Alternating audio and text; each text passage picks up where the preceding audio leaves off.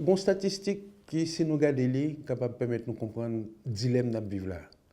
Il dit que 85% de Haïtiennes et de Haïtiens qui ont un diplôme supérieur ou égal à un master vivent et travaillent à l'étranger. Ça veut dire que toute force vive pays la vive l'autre bout de l'eau.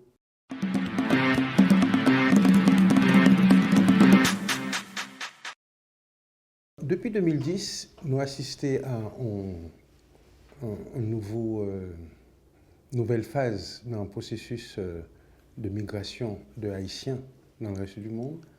D'abord, 2010, c'est une épreuve majeure. Tremblement de terre, plus de 300 000 personnes mourir, 1 600 000 quittés capitale là, volés, gagués, et en pile pays ouvrir porte pour accueillir des Haïtiens par mesure de, je dirais, de soutien. Par exemple, en France, nous recevons un paquet d'étudiants, plus de 8 000 étudiants haïtiens venus en France métropolitaine, en région parisienne, mais également en Martinique, Guadeloupe, pour essayer finir maîtrisio, finir thésio, etc. Bon, l'autre élément tout, c'est propension de pays voisins nous à profiter, mon dit, de situation ça pour accueillir un certain nombre d'Haïtiens, mais cette fois-ci définitivement.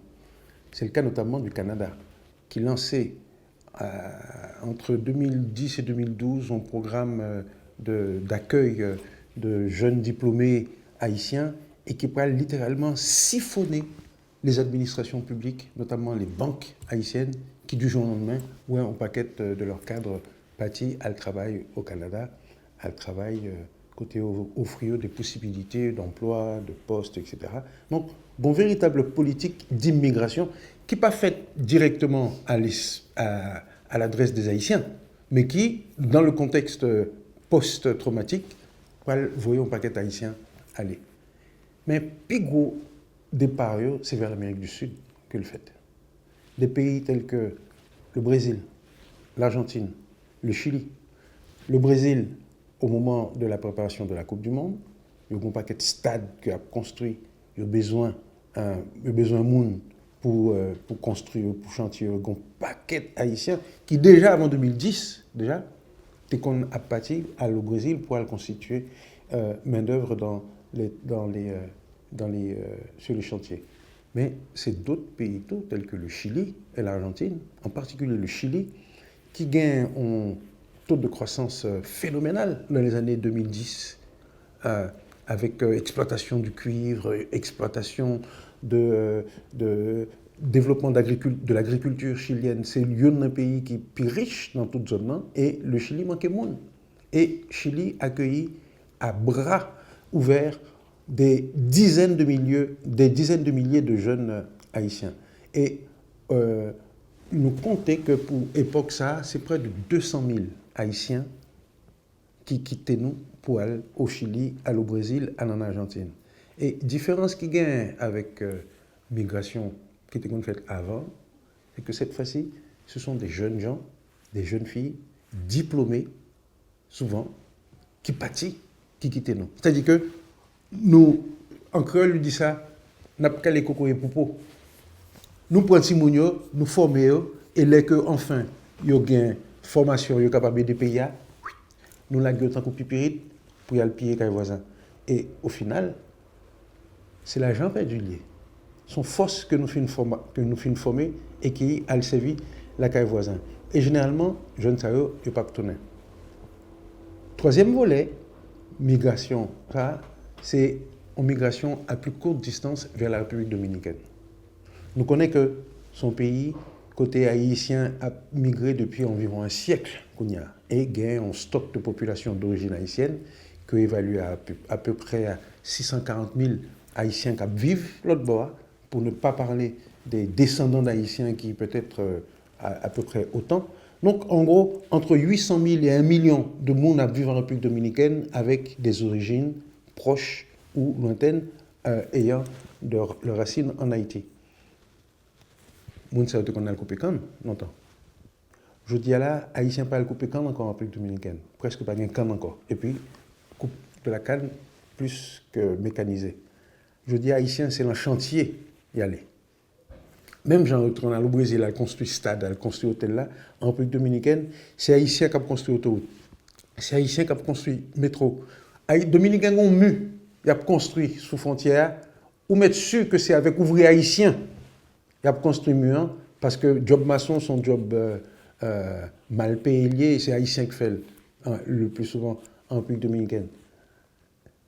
Nous avons une très forte composante tout de jeunes Haïtiens qui pratiquent pas le fait études en République dominicaine. Ça, sont nouvelles composantes liées tout.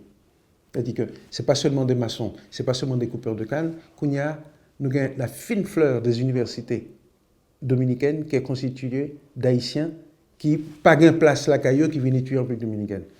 Université d'État, c'est à peu près 30 000 étudiants que liés. Peu ou prou. Il y a un cap entré, il y a un cap sorti. D'accord? Mais environ 30 000 étudiants que nous gagnons dans l'Université d'État d'Haïti. Mais à Haïti, c'est plus de 600 000 étudiants au total. Donc ça veut dire que toute l'autre, c'est l'université Bolette, l'université privée, que des universités qui n'ont de nom, qui n'ont d'université que le nom. Et donc, bon paquet là-dedans qui plutôt à l'étudiant en République dominicaine. Je considère aujourd'hui que Haïti rapporté à la République dominicaine l'équivalent de 40 millions de dollars par an, que c'est l'argent que parents a payé pour l'école, pour manger, pour habitation, pour Timoun et pour grand monde qui vivent en République dominicaine, qui fait études. Ça. Beaucoup, il y a une dernière couche encore de composantes migratoires, c'est depuis l'épisode pays local, on s'est de artistes intellectuels, voire des bourgeois haïtiens qui traversent les frontières qui vivent en République dominicaine. Ou bien si on pas traversé, ils voient madame avec petit elle vivent l'autre bord et puis eux-mêmes ils fait va-et-vient. C'est-à-dire que nous avons une situation aujourd'hui à côté ça nous déconnerait les pays en dehors, c'est-à-dire paysans, cultivateurs, que le système social là te mettait à l'écart. Je dis à pays en dehors, ça allait en dedans. C'est lui-même qui occupe Port-au-Prince. C'est lui-même où joue une Cité Soleil. C'est lui-même où joue une Sous-Champ de Masse. C'est lui-même où joue dans tout ancien faubourg qui là, que vous pas capable d'ignorer encore. Et ça qui était payé en dedans, c'est-à-dire que bourgeois, zotobré, moun qui te gen kob yo, je dis, yo tout volé gagné. Yo tout gon kay Miami. Yo tout gon kay République dominicaine et yo tout obligé à faire entrée-sortie parce que en fait, symboliquement, pays a pas la meilleure encore. Gon con que vous perdu.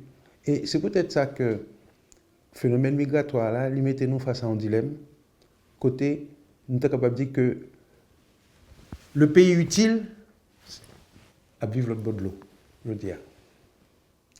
Le pays en dehors, la vivre à l'extérieur, je veux dire. Ne pas de bailler l'autre choix. Que si pour mon je dis là, on pas été en dehors du jeu social, ou pas été en dehors de l'éducation, ou pas été en dehors des soins de santé nécessaires, obligé de quitter le pays, ou aller vivre de l'autre côté. Il y a des zones sous frontières de Wanament, de Dajabon plutôt, jusqu'à Pedernales, dans la République dominicaine, où elle visiter l'hôpital, où elle visiter la maternité, plus de 50% de Timon Cap fait, c'est haïtienne qui traverse les frontières, viennent accoucher, après ça, tourner la caillou. Ça veut dire que nous vivons dans un pays qui n'est pas viable pour compter encore. L'argent que les migrants voyaient tourner la caille, il représentait plus de 30% de capacité économique pays. C'est-à-dire que sous chaque goutte nous dépenser en Haïti, il y a 30 centimes là-dedans, c'est la diaspora qui sorti. Il y a 30 centimes là-dedans, c'est ça relais aide publique au développement. C'est l'étranger qui prête ou bien qui fait cadeau.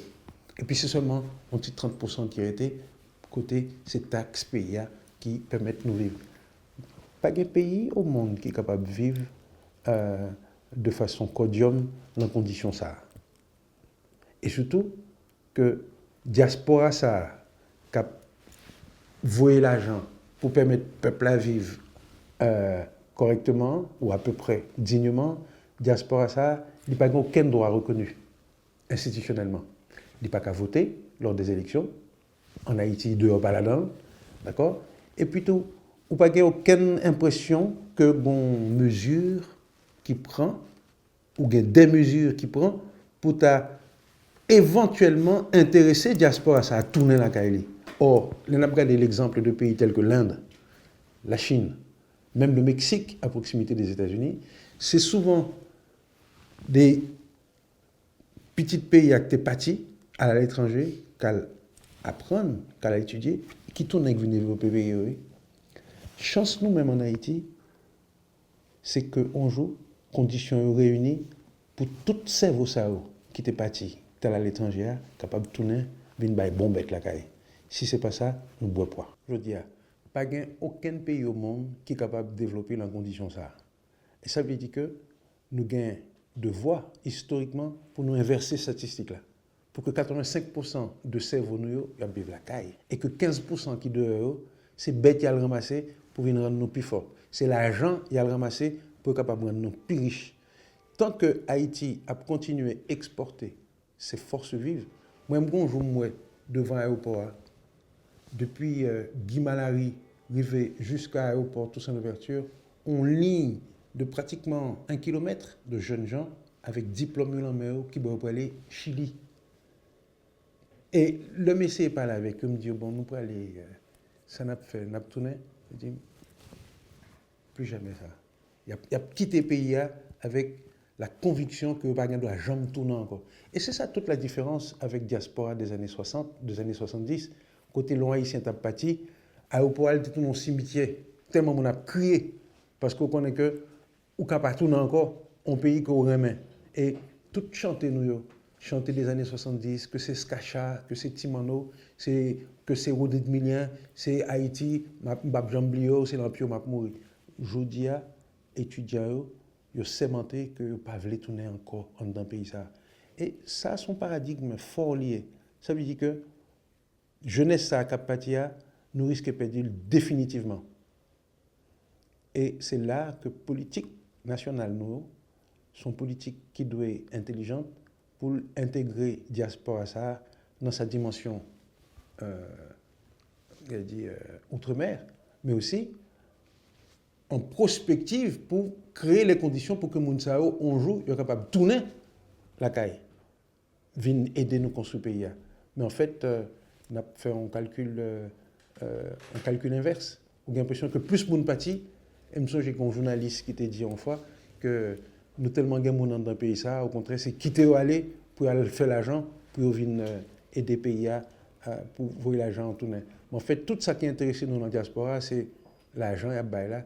Alors qu'en fait, l'argent pas rien, c'est ressources humaines, c'est compétences, c'est bon bête qui est important.